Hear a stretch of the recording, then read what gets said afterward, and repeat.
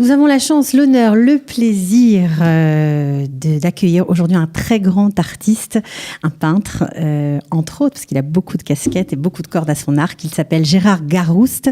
C'est pas sa première fois en Israël, mais en tout cas, c'est la première fois dans nos studios. Bonjour et bienvenue. Bonjour.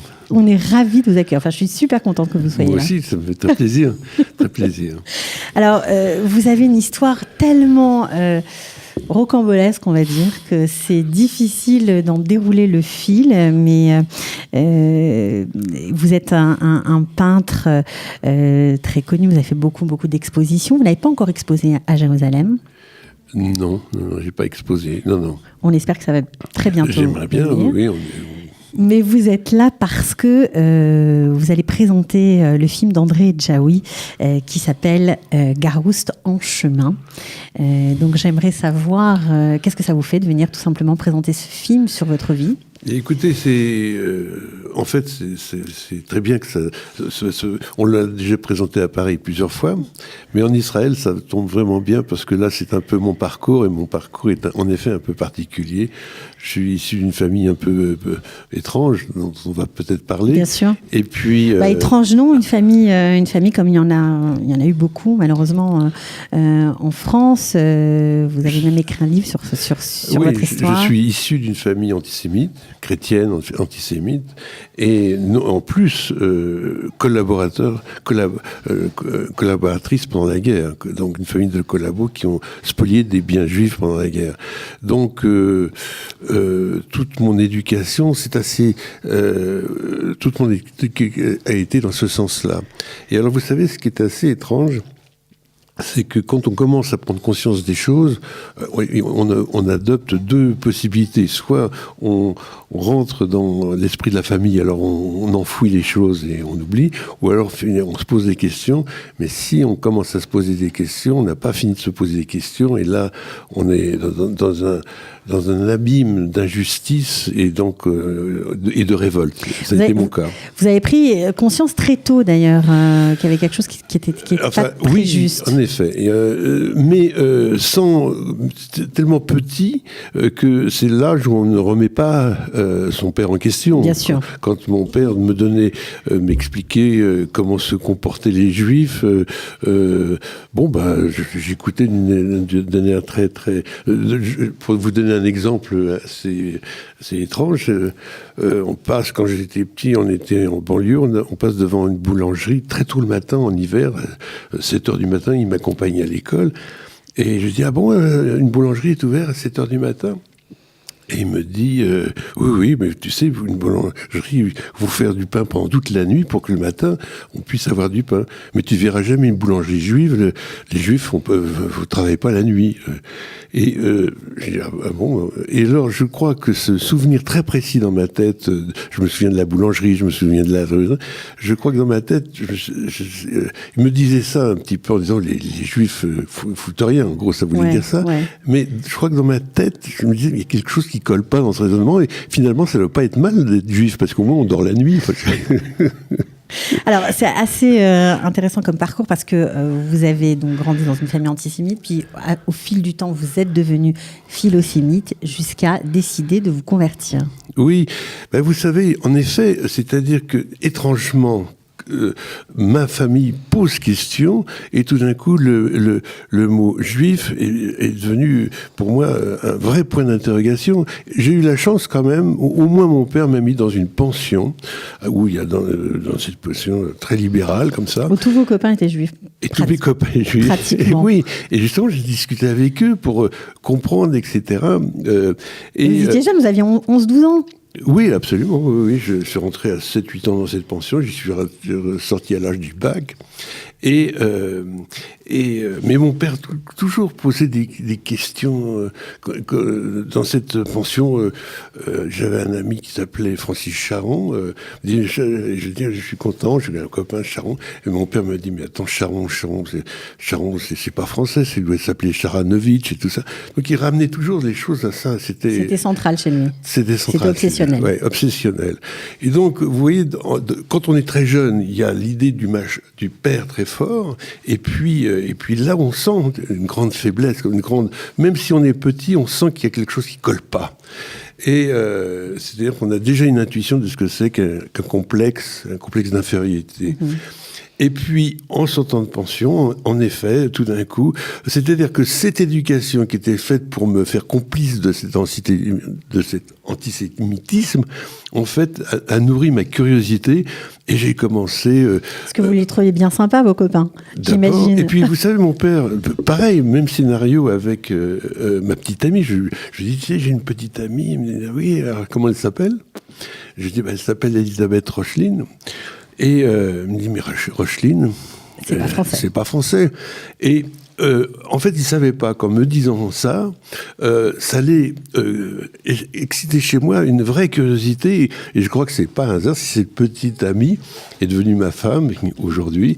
Et parce que tout d'un coup, le judaïsme était pour moi une source de curiosité. Et puis, et alors, vous savez, à un moment donné, quand on vit ça, on a envie d'aller plus loin. Et j'ai suivi des cours, des conférences. Et là, vous savez, vous êtes plongé dedans complètement. Ouais. Alors, non seulement le judaïsme vous avez été très curieux de ces textes, de cette culture, mais vous avez en plus, grâce à ce que vous avez appris, nourri votre art, puisque dans vos peintures très particulières, on va dire, j'espère qu'on va en voir quelques-unes à l'écran, eh bien, elles sont souvent inspirées des valeurs juives. Oui, parce que, vous savez, en fait, dans la culture, quand on est peintre, on est plus ou moins héritier de la tradition de la Renaissance, par exemple, c'est-à-dire une certaine peinture figurative, avec un rapport au mythe qui est tout simplement, je ne sais pas si vous prenez un auteur comme Molière ou même des fables comme les fables de La Fontaine, il y a toujours un rapport symbolique. On est dans des histoires, des contes de fées. Quand on commence à travailler sur les textes bibliques et surtout en allant un peu plus loin, en travaillant sur le Talmud, là, les choses deviennent différentes parce que dans le Talmud, on oublie un peu les mythes et on s'attarde sur les mots et les lettres. Et là, et donc pour comprendre un petit peu de quoi il s'agit, vous savez que dans le Talmud, il y a, on peut dire, la partie halachique, les côtés des lois, et puis le côté agadique, le côté des récits. Et grâce à des auteurs comme le Maharal de Prague, il nous dit attention, le côté agadique est très très important, c'est-à-dire la partie récit. Et là, pour un artiste, quand j'ai découvert avec les études que j'ai pu faire avec Marc-Alain Ouaknin, parce qu'on fait une ravouta avec Marc-Alain Ouaknin, tout à fait. Ouais. Donc, une fois par semaine, dans les textes du Talmud, et de voir justement l'importance des mots, ces jeux de mots, ces mots d'esprit, et ces jeux de lettres, là, parce que les espaces, les blancs entre les noirs rentrent dans l'esprit, et c'est pour moi une véritable découverte. Je crois que c'est pas un hasard si, quand je fais une exposition, où je fais 2 tableaux, ils sont liés, il y a un lien, c'était le titre de mon exposition, qui était zeugmas, qui veut dire le pont en grec. En fait, d'un tableau à l'autre, ça laisse sous-entendre qu'entre les 2 tableaux, il y a un tableau manquant entre les deux, et c'est ce tableau qui serait le plus important, mais qui n'est comme par hasard n'est pas là. Ça, c'est une idée assez talmudique, je dirais. Ok, alors vous êtes bien sûr le fer de lance de la peinture figurative classique. Alors, vous avez une façon très particulière de travailler. D'abord, vous adorez travailler les très grandes toiles. Ça, c'est assez caractéristique de votre travail. Et puis, vous aimez faire entrer à l'intérieur des personnages de votre quotidien, des amis. Et ça aussi, c'est assez particulier, on va dire. Là encore, oui, enfin ça c'est une chose que, en effet, c'est-à-dire je trouve ça tout à fait passionnant de se nourrir du passé, mais oui, parce que l'idée c'est pas dans la peinture figurative, c'est pas d'être nostalgique du passé, de faire. Non, l'idée c'est que la peinture est intemporelle et elle annonce aussi l'avenir. Elle est hors du temps, c'est ça que j'aime bien. Donc mes personnages, j'aimerais qu'ils soient à la limite soit sans époque ou alors vraiment une situation classique, ancienne, avec des acteurs, avec des sujets contemporains. Mais là encore, vous savez, en étudiant avec Marc-Alain Wachnin, Marc-Alain avait remarqué une chose importante, c'est que à Prague, il y a la plus vieille synagogue qui s'appelle Altneue Schule. Et je ne parle pas allemand, je parle pas yiddish, mais il se passe quelque chose d'étrange dans ce mot Altneue. C'est qu'en allemand, on peut faire une contraction entre deux mots et ça en invente un troisième. Et Altneue, c'est ça qui est bien.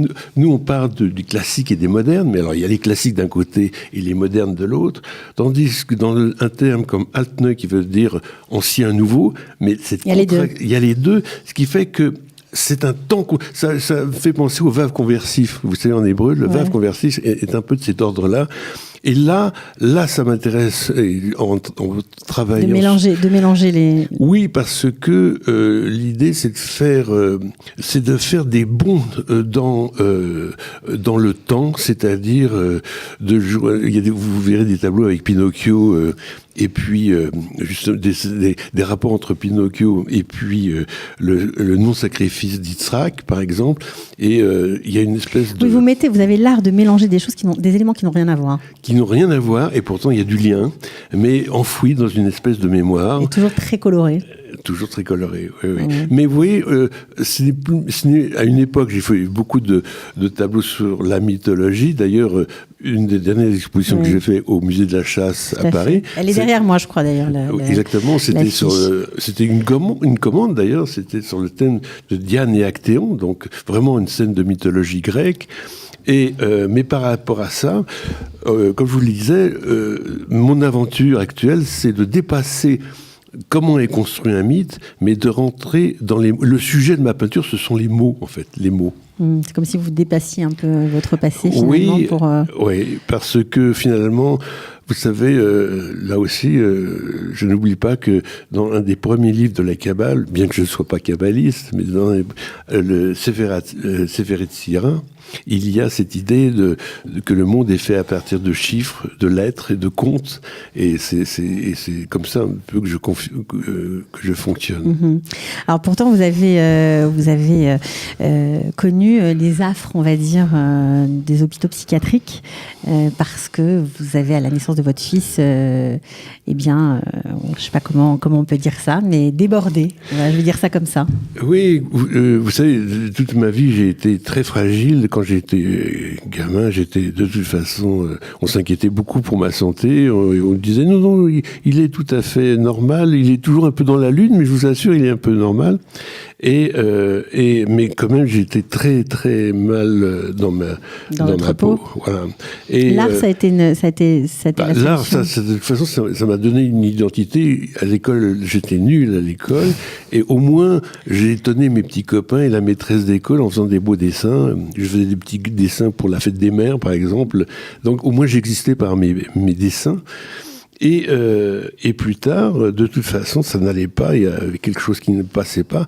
Et d'être d'un coup, de vivre, de me marier, je dirais civilement, et de commencer une vie de couple, et que pour ma femme, Elisabeth, c'était évident qu'il fallait des enfants. Moi, je l'ai vécu comme une épreuve très, très, très douloureuse. Pourquoi ? Parce que le modèle du père que vous aviez n'était pas je crois que ça n'a rien à voir avec... Enfin, c'est pas... Non, il n'y a pas là, à ce niveau-là, il n'y a pas de rapport avec mon père, mais simplement être père, c'est avoir des responsabilités, c'est commencer à avoir une vie d'adulte. Et là, moi, j'assumais pas du tout ma vie d'adulte. Donc, il y a un refuge qui est le délire, tout simplement. Vous savez, délirer, c'est comme quelqu'un qui a peur qui a le vertige et qui se jette dans le vide.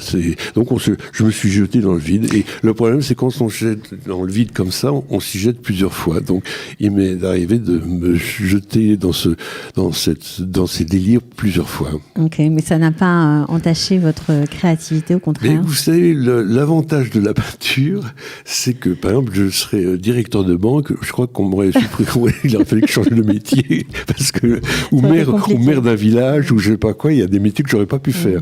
Vous vous appelez le peintre fou vous-même.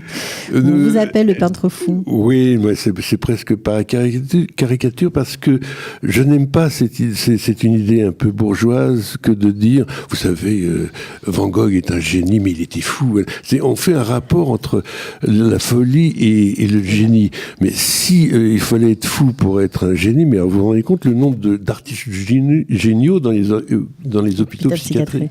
Donc non, je pense que j'ai perdu beaucoup de temps à faire des délires, d'être soigné dans les hôpitaux psychiatriques et faire des grosses dépressions nerveuses. Ça, j'ai perdu beaucoup de temps.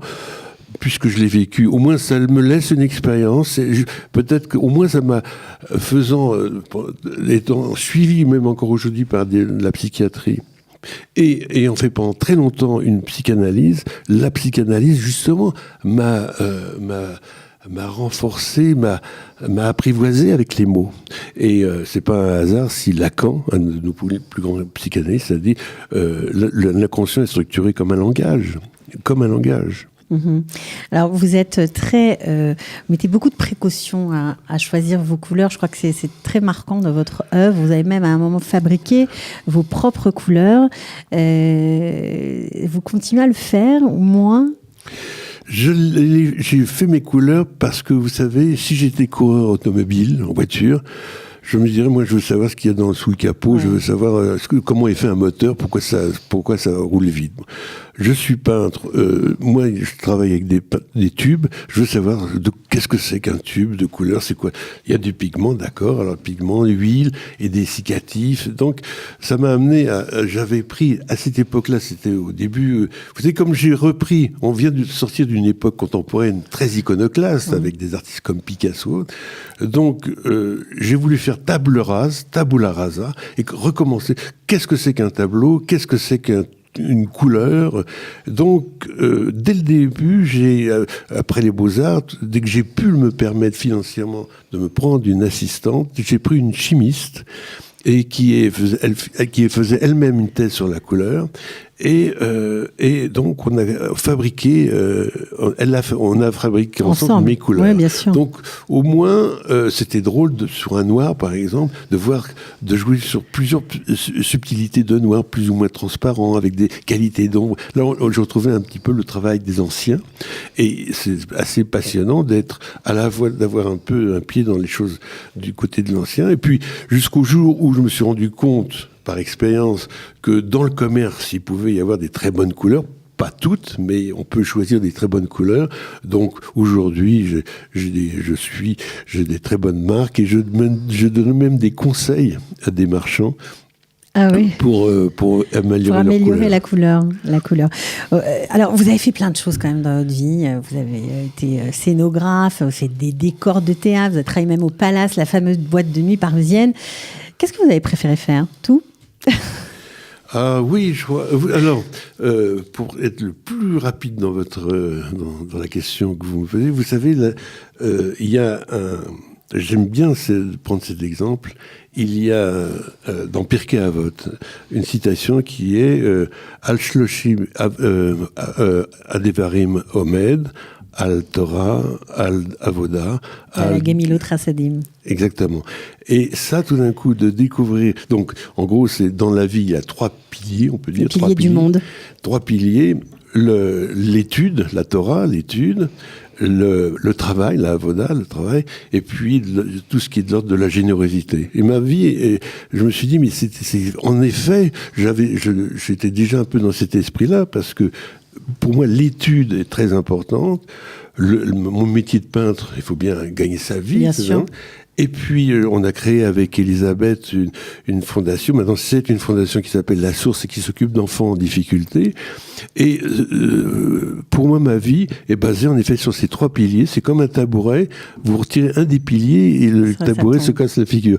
Parce que, encore une fois, la source est pour moi aussi importante que ma peinture. J'aime bien l'idée de faire des tableaux pour que je puisse avoir de la force dans l'association. Alors justement, cette très belle association, vous dites que vous occupez des enfants en difficulté, mais en fait, c'est assez particulier chez vous, c'est que vous les aidez grâce à l'art, sous toutes ses formes. Ce sont des enfants, je crois, en milieu rural. Alors, au départ, c'était des enfants en milieu rural, et puis on a travaillé avec les banlieues. Maintenant, c'est un petit peu... Et puis maintenant, en France, on a 10 lieux dans des villes... Ça a pris vraiment beaucoup d'ampleur. Voilà, exactement. Et l'idée, en effet, c'est de se servir de l'art comme un outil, mais pas pour en faire de ces enfants des artistes. C'est que l'art est un outil de travail pour qu'un enfant s'épanouisse, prenne conscience de ses responsabilités, de sa liberté. Et donc, en effet, nous travaillons avec des enfants issus de milieux très défavorisés. Donc, ce sont souvent des enfants éteints. Ils ont rien pour... 3e génération de chômeurs. Ils croiront plus en rien, quoi. Donc, on est là pour leur dire... On les met en contact avec... on fait des ateliers avec des artistes, des éducateurs. Et l'artiste, il est là pour les faire rêver, quoi. Et donc, l'idée, c'est pas de leur apprendre à peindre comme à l'école, mais l'idée c'est de faire l'artiste et prendre les enfants comme si c'était des assistants et ils partent dans la même aventure, comme ça ils vont créer quelque chose ensemble. Et 2 fois par an on fait une grande exposition avec les œuvres des enfants, des artistes, etc. Donc c'est pour leur donner déjà des qualités d'adultes. Car encore une fois, la liberté, c'est pas quelque chose qu'on demande, c'est quelque chose qu'on prend. Alors, est-ce que vous auriez pu faire tout ça, après tout, sans aller jusqu'à vous convertir ? Pourquoi vous avez tenu à aller jusqu'au bout de ce processus ? Vous savez, Gamzu Letova. Je crois, peut-être que si j'avais eu un père catho, tranquille, sans problème, le problème du judaïsme ne serait jamais posé à moi. Et puis la Sainte Vierge, tout en étant juive, elle resterait la Sainte Vierge. Et puis Jésus est d'origine juive, mais enfin 3e fils de Dieu, ça m'aurait pas posé de problème. Mais il y avait un nœud, si vous voulez, à la naissance même de mon éducation, il y avait un nœud.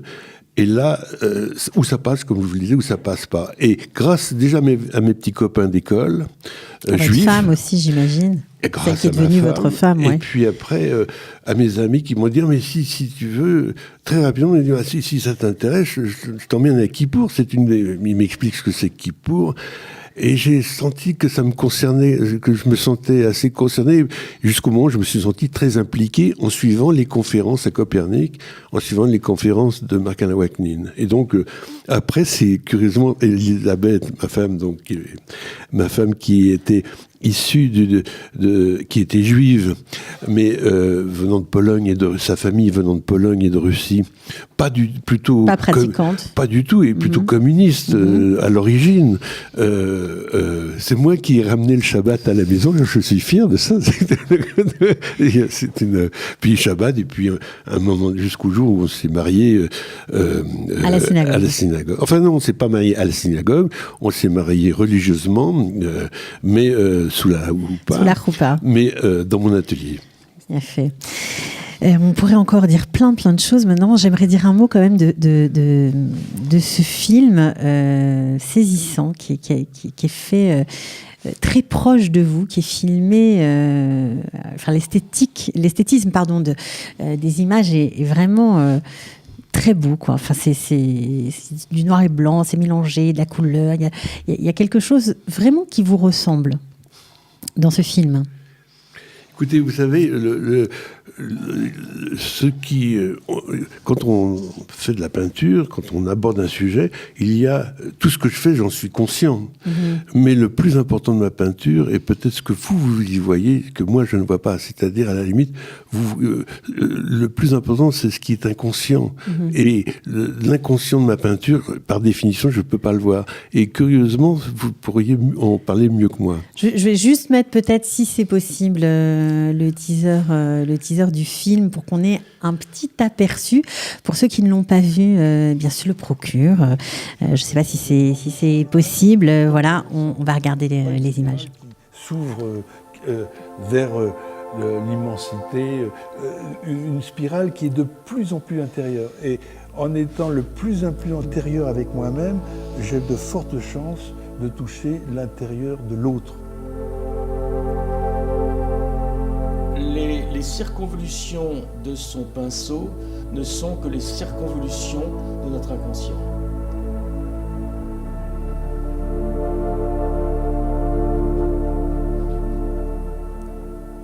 Ma famille a spolié des biens. C'est vous qui n'avez pas choisi ces passages.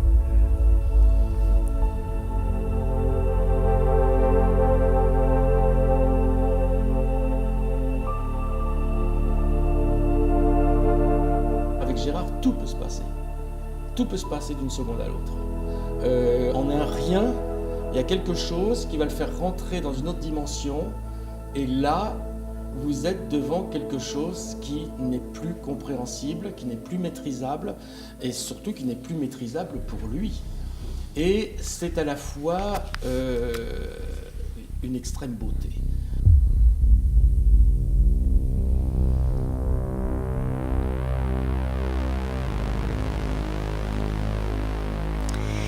Alors on voit sur ces images, c'est magnifique, vraiment. C'est quand on voit, c'est un petit bout, hein, c'est juste une mise en bouche comme on dit, mais on voit Philippe Starck aussi qui parle de vous en disant avec Gérard, tout peut se passer. Oui, mais vous savez, Starck, on se connaît depuis. Moi, j'étais au Beaux-Arts, lui, il faisait l'école de Camondo, et on a vécu, on a des vrais souvenirs ensemble. Et puis il m'a vu. Il a connu certains de mes délires, justement, et puis des moments où j'allais très très bien, peut-être entre très bien et trop bien. La ligne est fine. Est fine, exactement. Ouais. Donc, il m'est arrivé de lui faire peur.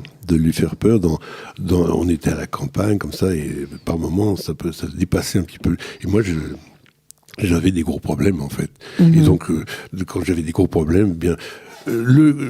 au départ, vous savez, dans ce genre de maladie, parce que c'est vraiment une maladie, personne ne comprend comment réagir. Mais avec le temps, on finit par avoir de l'expérience. Et on gère les crises, on les prévient peut-être. On les prévient de plus en plus. D'ailleurs, c'est pour ça que je suis de moins en moins malade, bien que ça m'arrive encore. Mais au moins... ma femme est en alerte tout de suite et j'ai sur moi la ligne directe de mon psychiatre et qui intervient très très rapidement. Mais vous savez, encore une fois, alors puisque j'ai vécu ça, et bien autant en tirer une expérience. C'est ça qui est formidable, parce que quand même un artiste de votre niveau, de parler de ces choses-là, que d'autres gens vivent, cachent, parce qu'ils en souffrent énormément, parce que leur entourage en souffre, ils ont honte.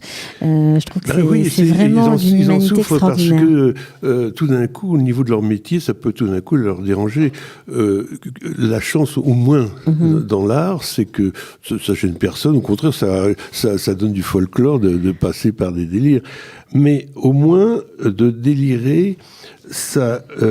vous savez, quand je raconte un peu tous mes délires, parce que au contraire, c'est très ancré dans ma mémoire, il y a des amis qui me disent « Mais c'est génial, t'as pas besoin de prendre de la cocaïne, toi, t'es sous coque constamment, c'est formidable. Ouais. » Alors, on a beaucoup parlé de votre rapport au judaïsme, de l'art, etc. Quel est votre rapport avec Israël et comment vous vivez les transformations de la France de ces dernières années ?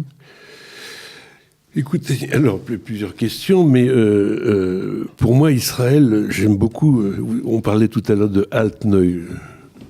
Kunst ou Altneu. Je crois que c'est une Nouveau, expression ancien, aussi. mélangé. C'est aussi une expression de Herzl quand il dit Altneu, Retz. Je crois qu'il avait joué lui aussi sur cette contraction. Land, quelque chose comme Voilà, land, exactement. ouais. Altneu, Land.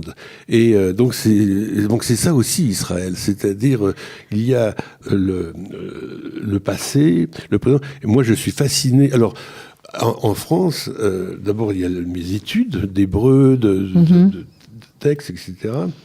Et puis le fait de venir en Israël, là tout d'un coup on est dans le présent. Et là, moi simplement, ce que je vois en Israël, c'est qu'on sent une espèce d'éveil. On est en éveil, on est tourné vers l'avenir de la ville. À Tel Aviv, par exemple, la ville se construit. Il y a quelque chose d'assez fascinant. On travaille vite. J'étais fasciné de voir dans la rue la vitesse à laquelle travaillaient les ouvriers, parce que il faut pas en la journée, ça gêne pas trop les embouteillages. Donc en une nuit, ils refont une rue. Je veux dire, là, on n'est pas à Paris. Alors, donc, je suis fasciné par cet état d'esprit où l'essentiel, on est confronté assez rapidement à l'essentiel. On ne perd pas de temps à se plaindre au maire de l'arrondissement en disant on est gêné par le bruit dans la rue. Il y a d'être confronté à l'essentiel.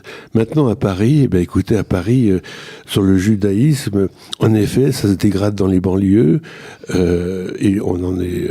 Vous le voyez dans votre association La Source, vous voyez des résurgences d'antisémitisme? Non, nous, pas dans La Source, parce que nous, comme on le disait tout à l'heure, c'est plutôt c'est rural, et puis nous, ce sont les enfants des banlieues qui viennent dans nos associations. Mais je collabore aussi, alors loin de La Source, mais avec d'autres associations juives, par exemple, parce qu'il y a des associations où des familles avec peu d'argent veulent quitter vraiment la banlieue parce qu'il y a des agressions pas possibles. Donc il faut qu'ils trouvent d'autres. Il y a un vrai problème. Je connais même une famille où ils sont pas juifs, mais on croyait qu'ils étaient juifs. Alors le petit enfant se faisait casser la figure à la récréation. Terrible. Donc on est et donc vous savez ce qui se passe à Paris, le problème c'est que c'est un peu ce qui se passe dans toute l'Europe. Il y a une montée de l'antisémitisme, une montée assez réactionnaire d'extrême droite. Alors tout ce qu'on font, les migrés, le racisme, l'antisémitisme, mais ça remonte. C'est ça qui était absolument incroyable. L'expérience d'il y a 70 ans, finalement, on est déjà dans une autre génération et on voit une remontée très nettement de l'antisémitisme en France. Peur? Comment ? Ça vous fait peur ? Ça me fait peur. De toute façon, vous savez, c'est pas le mot que ça me fait peur, c'est de constater à quel point on est dans un monde de faiblesse, de fragilité, le monde est comme ça. Je crois que, je suis malgré tout. J'essaie de prendre exemple sur les maîtres. Je suis malgré tout optimiste. Je crois que si une personne de bien en vaut 1000, alors on est en force. Ok, alors on va finir sur ces belles paroles d'optimisme. En tout cas, c'était un plaisir, de vous accueillir. On n'a pas tout dit sur toutes vos expositions. Vous étiez aussi à la Villa Médicis, vous avez exposé à New York, vous exposez à Paris. Mais nous, on espère que vous allez venir exposer ici, parce qu'on ne peut pas toujours se déplacer. Donc, on espère que le musée d'Israël vous fera honneur. J'espère beaucoup, j'espère. Voilà. À bientôt. À très bientôt. Ciao. Sortez, respirez, c'est le Quality Time.